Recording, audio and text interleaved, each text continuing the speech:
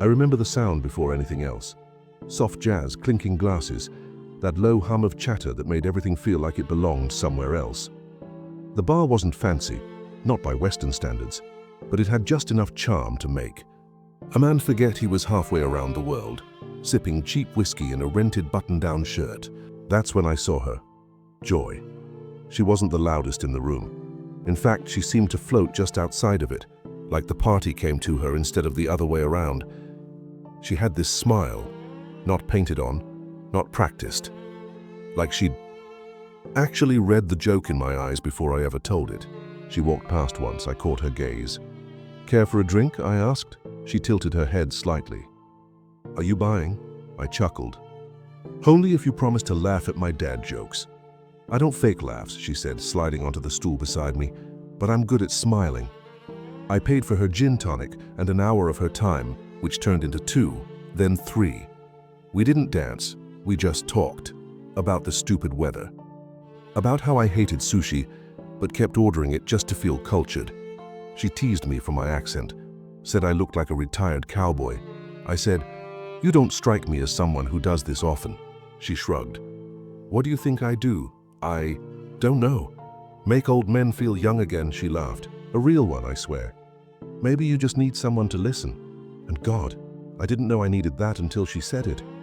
I told her about the cold winters back home, how I hated them more now that the house was empty. My son hasn't called in months. My ex-wife had remarried. I was just floating. I didn't say all that directly, but I think she heard it in the quiet spaces between my sentences. "Why'd you come to the Philippines?" she asked, sipping slowly. "Because I wanted to feel something again," I said, "even if I had to pay for it." She didn't blink. "Well, I'm glad it was me."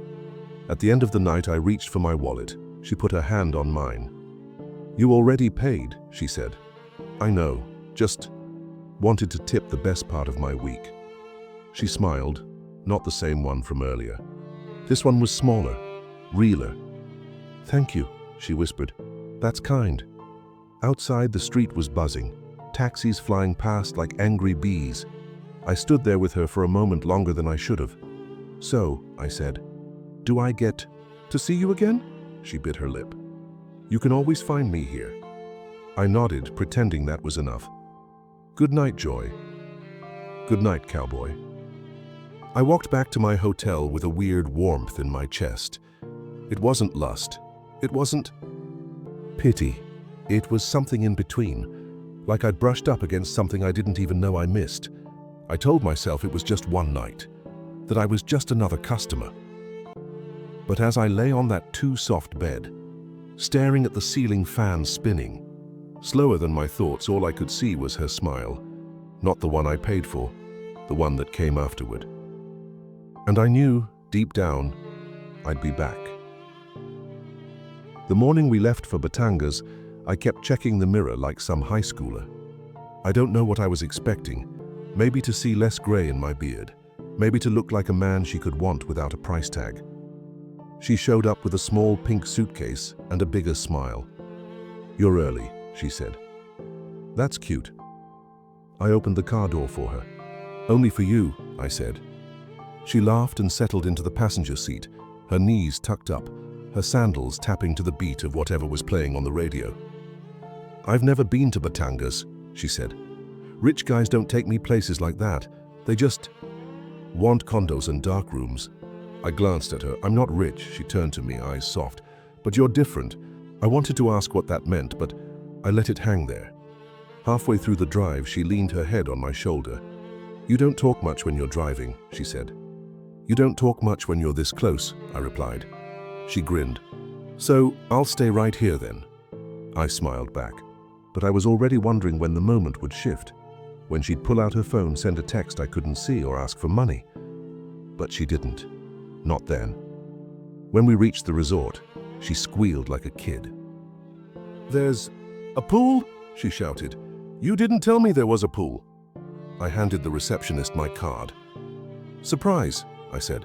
In the room, she dropped her bag, kicked off her shoes, and jumped onto the bed like she owned the place. "You sure this isn't too much?" she asked. "It's not about the money," I said.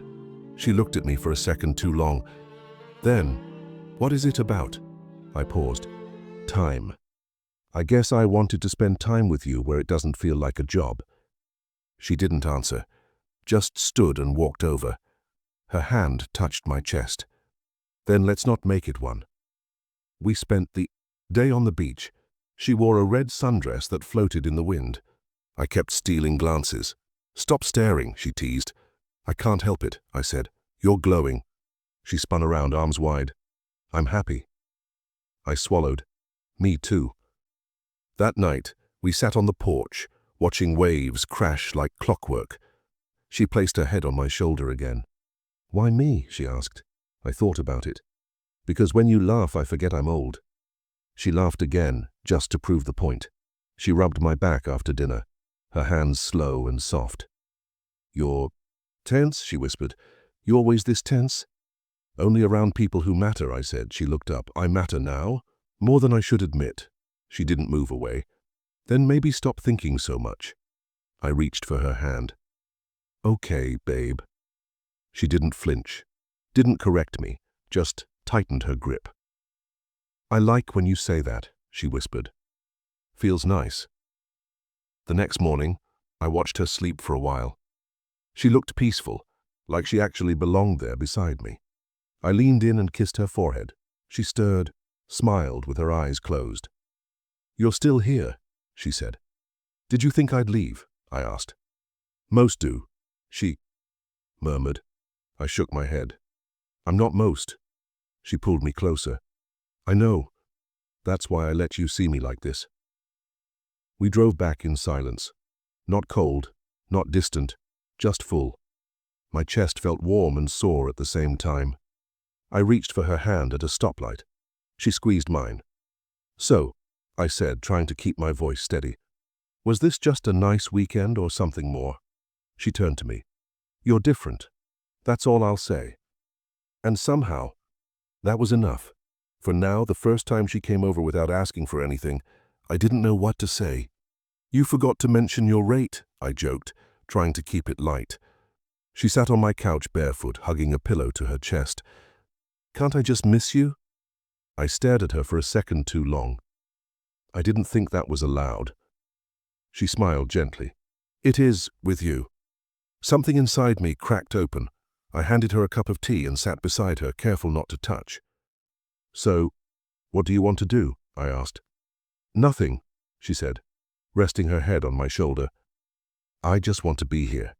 She started showing up more.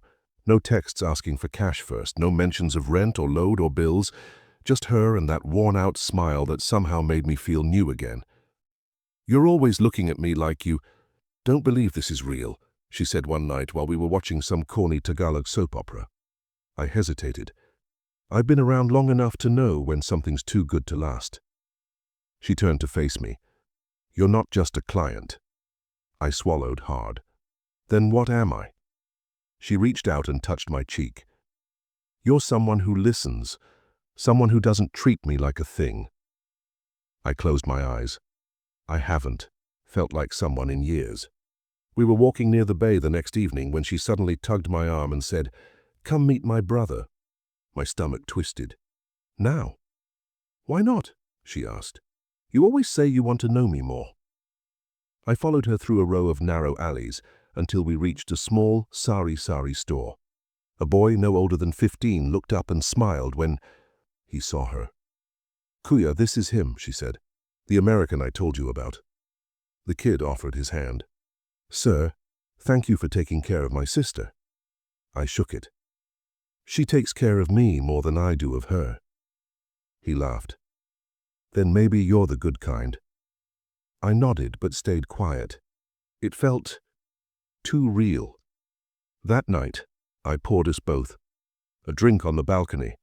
The city lights shimmered, but all I saw was her face in the dim glow. You never talk about your past, she said softly.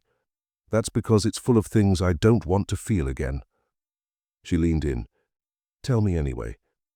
I looked out at the skyline. I had heart surgery 3 years ago. Scared the hell out of me. My wife left not long after. Said I was too much to handle. Her hand slid over mine. And your son? I looked down. We don't speak. Haven't in years. I don't think he forgave me for the divorce, or maybe for being weak. She rested her head on my shoulder. You're not weak. I could feel tears threatening to come, and I hated that. Sometimes I think I moved here just so no one would see me getting smaller, I whispered. You're not small to me, she replied. I laughed dryly. That's because I pay for dinner. Her voice lowered. You didn't pay tonight. I turned to her. Joy, do you mean that? She didn't blink. I wouldn't be here if I didn't. I looked at her, really looked. You could be anywhere, with anyone. Why this? She touched my chest. Because you talk to me like I matter. My voice broke. You do. We sat in silence after that, her fingers tracing slow circles on the back of my hand. For the first time in years, I felt like someone saw me. Not as an old man with money, not as a passport, but as a person worth holding.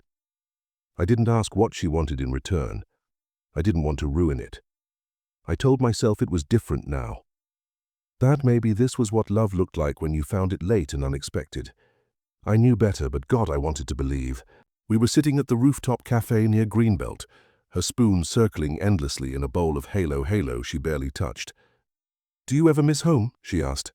I leaned back in the chair. Sometimes, mostly around Christmas, or when I hear a Bruce Springsteen song in a taxi. She laughed. Bruce who? I smiled. Don't make me feel older than I already am. She reached across the table and took my hand. I want to see your world someday. I want to see snow. I squeezed her fingers gently. You've never seen it. She shook her head. Not even in Baguio. Just pictures. She paused. What if you took me?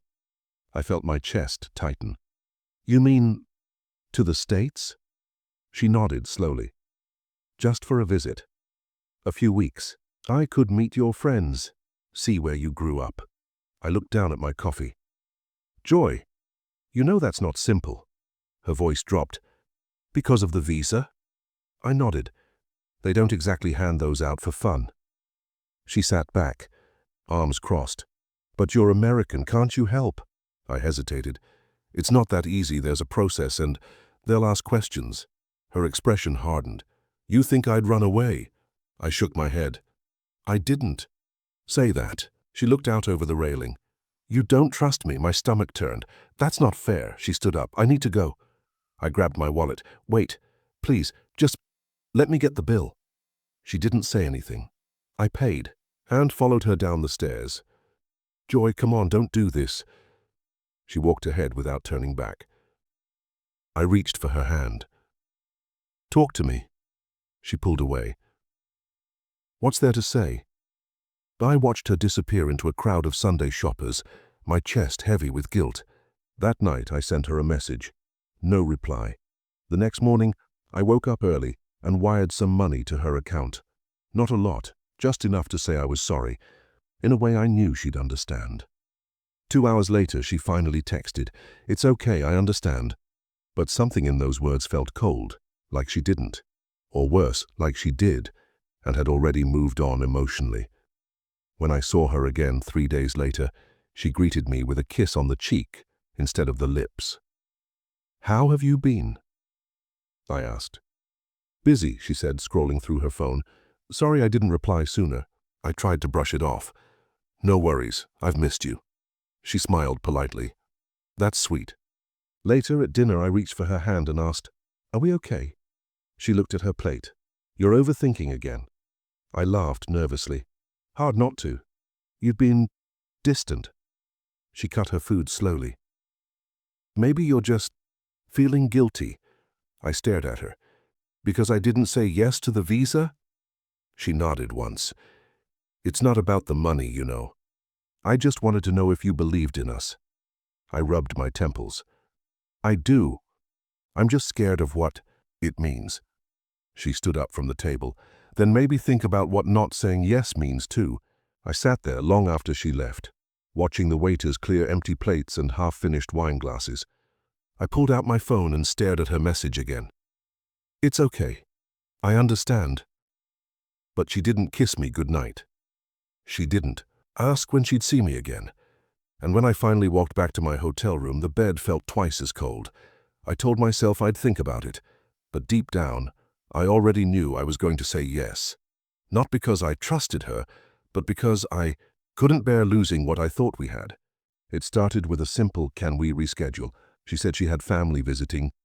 Then the next time it was work, then a migraine. I told myself it was fine, everyone gets busy, but her messages felt shorter, colder. I sent, "Are you okay?" She replied, "Just tired." I wrote, "I miss you." She liked it, didn't say anything back. That silence dug under my skin. One night I saw her online at 11:47 p.m. Green dot, active now. I waited. Nothing. I sent, "Hey." It stayed unread. I stared at the screen like a fool, thinking maybe it was a glitch. The next morning, still nothing. I felt this heat in my chest, not anger, fear. So I drove past her place. The gate was closed, lights off. I didn't get out, just sat there, engine running, watching shadows move across the balcony above hers. I hated myself for being there, for caring this much. She wasn't my wife, wasn't even my girlfriend, not officially. I told myself that, over and over, but my hands were still shaking when I turned the key to leave. I waited 2 more days before texting again. "Are you okay?" "I'm worried." A few hours later, she finally replied, "Sorry, I've been sick, didn't want to get you sick too." I stared at that message for a full minute. No emojis, no babe, no warmth. I replied, "I can bring you soup." She didn't answer. I called. Straight to voicemail. I went back to scrolling her photos like some jealous teenager, checking timestamps, seeing who liked what. Every time a guy commented, my chest tightened. I knew how pathetic it was, but I couldn't stop. I checked her tagged posts, nothing recent, no selfies with me, no signs I existed. I sent another message, "Just let me know if you're okay." This time she said, "I'm fine, just need rest." 3 sentences. That was all I got after everything we'd shared, after Batangas, after telling her about my son. I couldn't sleep. I kept seeing her smile, trying to remember if it ever looked fake. I started replaying our conversations in my head like a courtroom tape, searching for clues. Had she ever said she loved me? Had I imagined the way she held my hand, the way she looked at me when I told her about my heart surgery? I told myself to give her space, but every hour that passed felt like a door closing. Finally, I sent, "I don't know what's going on, but it hurts not hearing from you." I waited until midnight. No reply. I stared at her last seen dot and wondered if she was with someone else, if she ever even missed me at all, if I was just background. I thought I was different, but now I wasn't sure I'd even been real. Hadn't heard from her in 4 days when she finally called. Her voice was shaking. "I don't know what to do," she said. I sat up in bed. "What's wrong?" "They're raising my rent," she whispered. "I can't afford it. He said I have to leave by next week." My heart started racing. "How much?" "A lot," she said. "Too much. I don't want to ask. I know I shouldn't." I swallowed hard. "How much, Joy?" She went quiet. Then, 190,000 pesos. I already borrowed some, but I'm still short.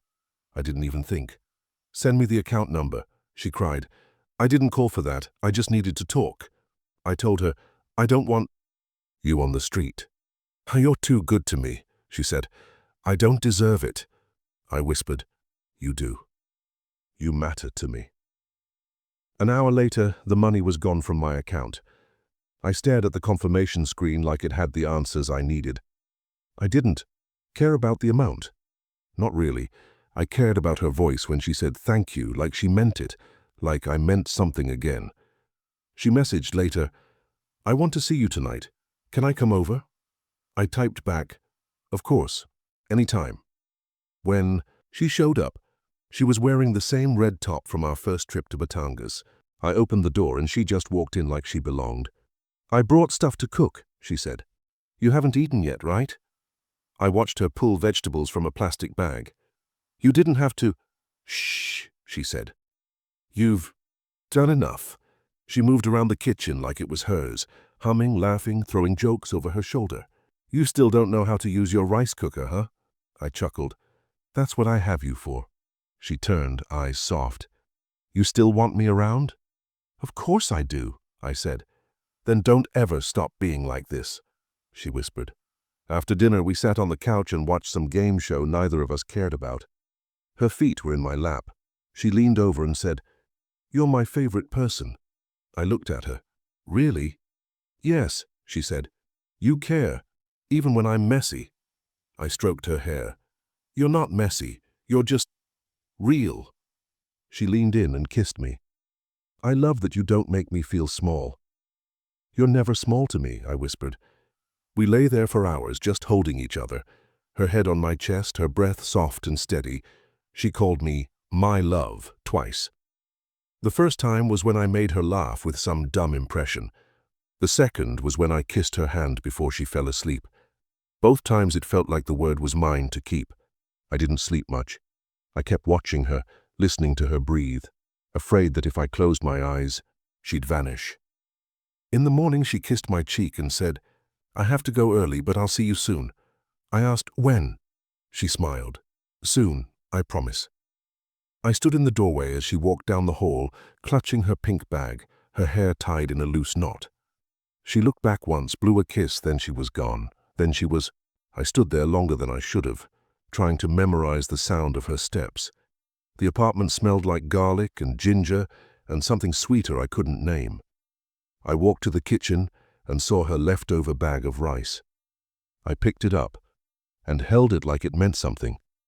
Maybe it did. Maybe this was our reset. Maybe that night meant we were back to something real. I sat down at the table and pulled out my phone. Her name was still at the top of my chat list. I typed, "Thank you for last night." It meant more than I can say.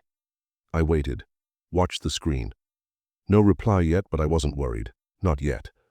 I told myself she was busy, that she was sleeping, that she was just living her life. But for the first time in weeks, I felt like maybe I was part of it again. Maybe I'd fixed what was breaking.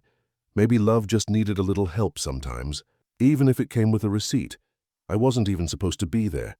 I had a lunch meeting downtown, but the client canceled last minute.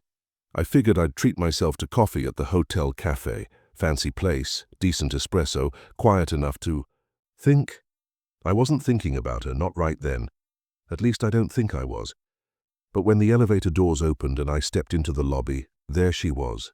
Joy, in heels, in a tight black dress, and not alone. She didn't see me. Not at first. She was laughing, leaning into some guy's arm like he was the only thing holding her up. He was younger than me, fit, Western. Hair slicked back like he was used to attention.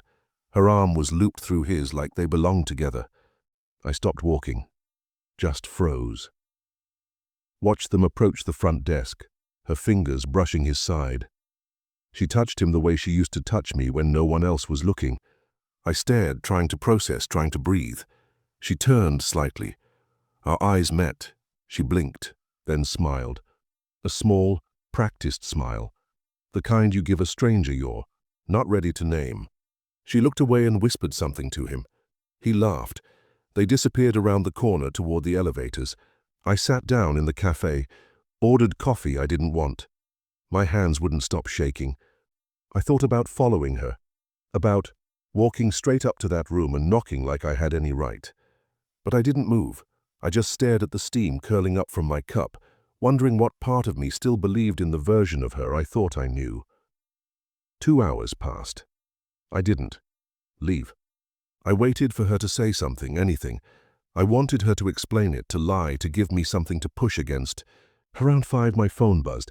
"Hey babe, sorry I've been quiet. I was with my cousin from Cebu. He came to visit last minute." Cousin. I stared at that word until it lost all meaning. My fingers hovered over the keyboard. I typed, "That's nice. Hope you had fun." She replied, "We just had lunch. He's flying back tomorrow." Lunch. In heels. In a hotel. I stared out the window.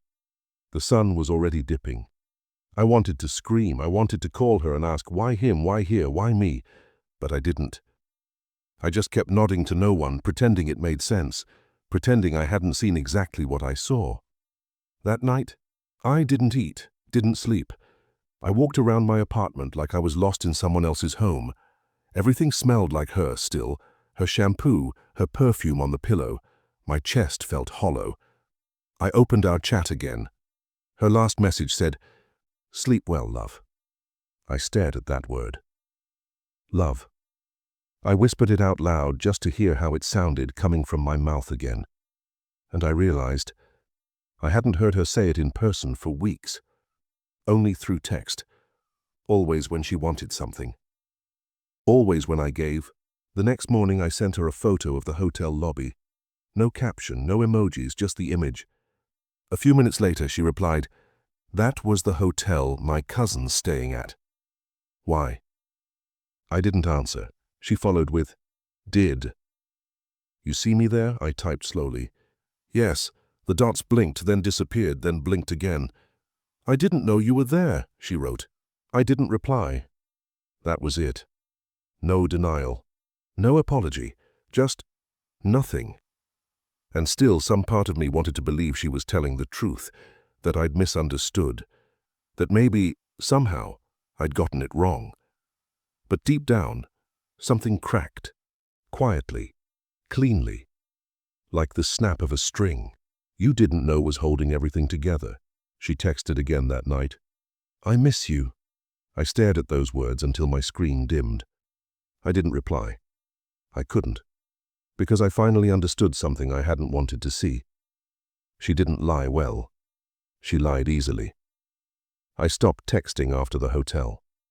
Not out of pride, not to punish her. I just didn't know what else to say that wouldn't sound like begging. She didn't follow up. No calls, no, "Where are you?" No, "Are you okay?" Days turned to weeks, and the silence wasn't loud anymore. It was heavy, thick, like fog I couldn't walk through. I kept checking my phone anyway, telling myself maybe she lost her charger. Maybe she was sick. Maybe she was just scared. But she was online. I saw her stories, saw her selfies at cafes, a new bracelet, a new dress. Never tagged, never explained. I sat at the same bar where I met her. The bartender glanced up when I walked in and quickly looked away. "Whiskey, sir?" he asked without waiting. I nodded. He poured. No small talk, no smile, just silence and second-hand pity. I took my usual seat, the one with the ripped cushion she used to tease me about. I stared at the chair across from me, waiting for a ghost. I drank too fast. The burn felt good, real. The waitress brought a second round without asking. "She's not coming back, you know," she said, almost too soft to hear. I looked at her. She looked away. "You knew?" I asked. She nodded. "We all did." I finished the glass in one swallow. "Then why didn't anyone say anything?" "Because you looked happy," she said, "and because she always left with cash." I didn't speak, just nodded. I left a tip twice the bill and walked out without saying goodbye. I cried in the shower that night, not the loud, ugly kind, just slow tears that wouldn't stop. I pressed my head against the tile and whispered her name like it could explain something. I kept thinking about that night she made me soup, the way she called me my love. I wanted to believe some part of that was real. I needed it to be real, even if it wasn't. I opened my laptop, clicked to a blank document, and wrote her a letter I knew I'd never send. "Joy," I typed. "I don't blame you. I blame the part of me that believed I could buy love and have it last. I blame the part of me that ignored the silence, the missing days, the convenient tears. I blame the man who wanted to matter so badly he mistook attention for affection." I stared at the screen, read it aloud once, and closed the file. Next day I passed by her apartment but didn't stop. I didn't want to see her with someone else. I didn't want her to see me looking like this. I walked through the park near Ayala and sat on a bench, watching kids run past me. One of them had the same laugh she used to have, or maybe I just imagined it. I reached for my phone again. Her chat was still pinned. I hovered my thumb over the delete button. I couldn't press it. I didn't want revenge.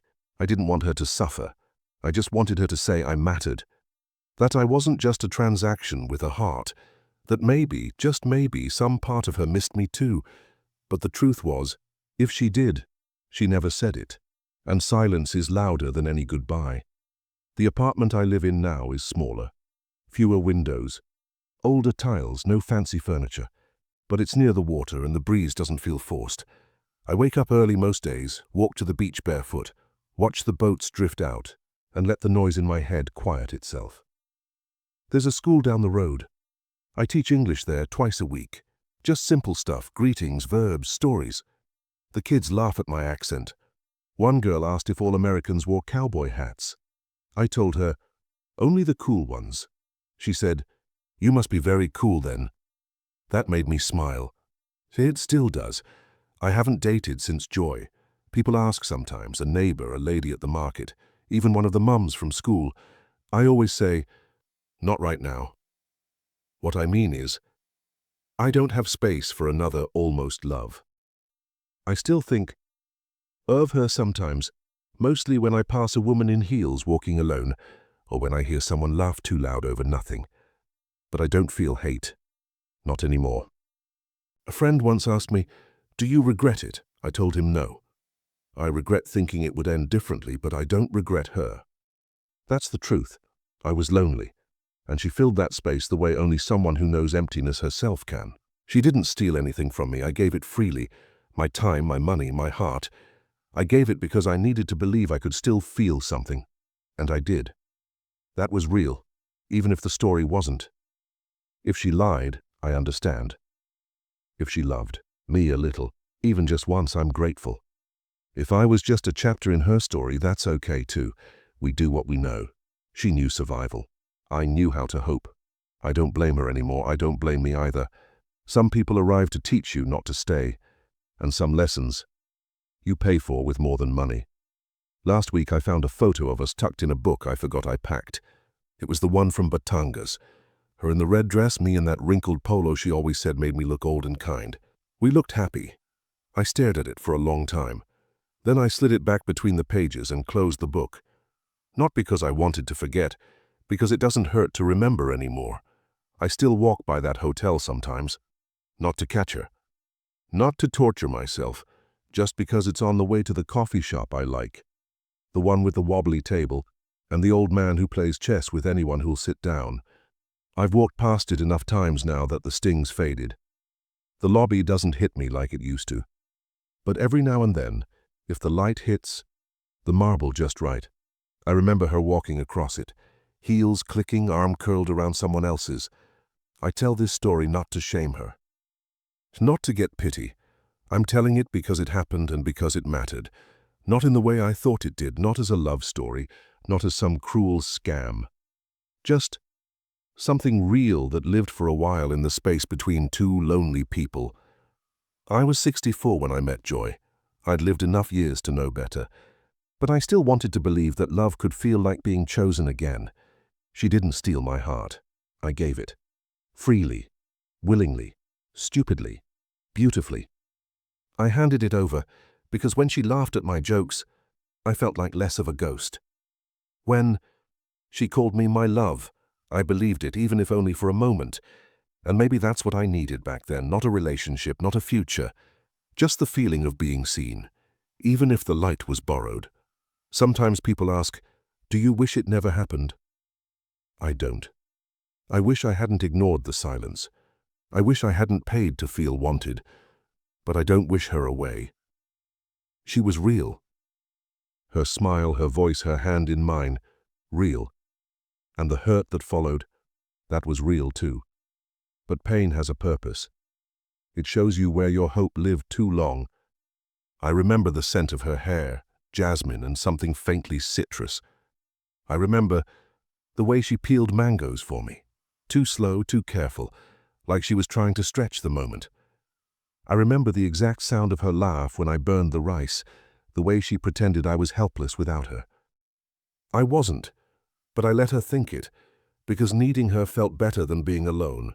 She's not the villain in my story, and I'm not the fool. We were both just looking for something. She wanted safety. I wanted softness. She used charm. I used money. Neither of us lied. Not really. We just told the parts of the truth we needed the other to hear. One night last week, I sat on the beach watching the moon drag light across the waves, and I said her name out loud, not in sadness, not in anger, just to see how it tasted now. It didn't burn, it didn't shake me, it felt like any name, like someone I used to know. Someone who mattered once in a way that no longer hurts. If I ever saw her again, I wouldn't ask questions. I wouldn't bring up the hotel or the cousin or the cold texts. I'd just say, I'm doing okay. And I'd mean it, because I am. I've got my own rhythm now, my own peace. It's quieter than what we had, but it's honest, and I earned it. This story was never really about her.